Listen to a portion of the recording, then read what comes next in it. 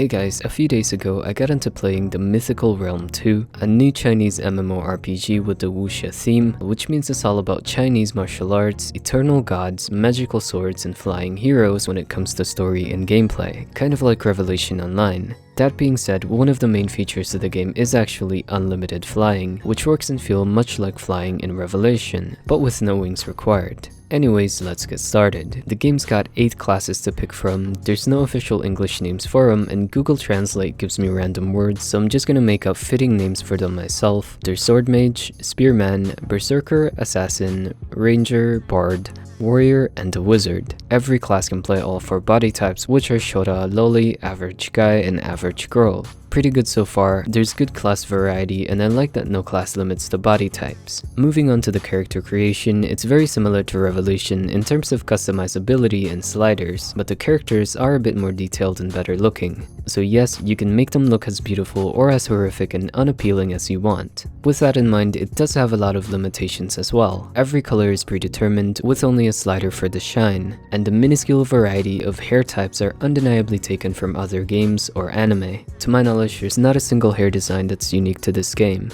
The Mythical Realm 2 has 2 modes of playstyle, point to click and keyboard modes, both of which being tab target. Really no surprise there. Leveling and progressing comes in the form of questing and following a storyline with many skippable cutscenes. Like most Chinese MMOs, have got no idea what's going on in the story, something about you turning into a Power Ranger and fighting a giant evil magician. As for the gameplay, at least progression in the early levels pretty much revolves around the story and you have to go through it to gain experience. I did take the time to search around the maps and there's not really any random things to do. No NPCs to give missions or anything like that. You're basically following the quest line and hopping around each map that are dedicated for certain level brackets, and doing whatever the main quest tells you to do. I also want to note that the game has no auto regen for HP, so you're kind of forced to eat and drink food to get it back up, unless you play the healer class like I did. Moving on to the combat, you begin with 2 skills and unlock more as you level up, with big gaps in between each one, meaning you're stuck with about 3 skills for the first 15 levels. The combat itself is pretty bland, with a lot of skills not able to cast or charge when moving, even if you're an archer. It felt like my skill as a player doesn't really come into play when fighting, and every fight I experienced was easy enough to do with my eyes closed, even with a character with only 2 attacks. I want to note though that I did see tougher monsters around the world that groups of players were hunting down, and I was able to participate in killing them. I didn't really understand what it was for, it could have been for an event or something, but it was pretty refreshing to see random groups interacting like that in the open world, like old school MMORPGs. That being said, at the core of it, the actual combat is just another basic tab target system.